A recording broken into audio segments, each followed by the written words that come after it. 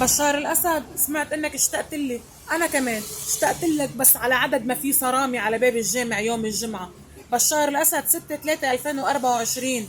حبيت ذكرك بهيدا التاريخ ب 6/3/2007 لحد هلا صار مارق 17 سنة على ذكرى اعتقالي عند المجرم السفاح الإرهابي الدكتاتوري بشار الأسد.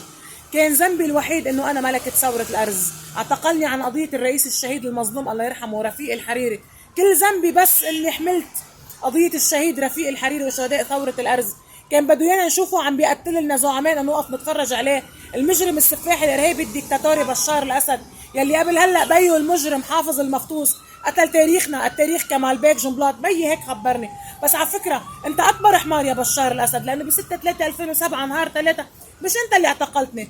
ما تتذاكى هالقد يلي سلمتني بايدها صارت تحت التراب اللي هي امي. عرفت شو؟ ايه، عملت لك خدمة العمر. سلمتك داعسة الاسد سمارة رفيق الحريري، عملت لك خدمة صارت تحت التراب هلا ماتت. ان شاء الله بتلحقها انت وكل بيت الاسد وتكون سكربينتي عالم لبيت الاسد. بدي اقول لك شيء، من ساعتها وانت خربت لي بيتي وانا لا بعرف شيء لا عن اخواتي ولا عن حدا. اصلا عملت لهم بلوكات لكلهم، لاخواتي لاولاد عمي لاولاد اخواتي للكل بسببك انت. تعرف شو؟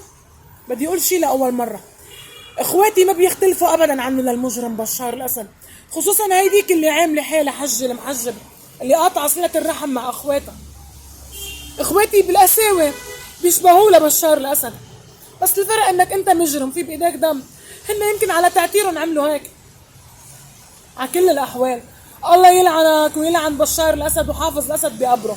ب 6/3/2024 بتاريخ اعتقالي عند المجرم بشار الاسد بدي اقول لك هاشتاج ثوره حتى النصر وحريه للابد لادعس راسك يا بشار الاسد ليوم الدين.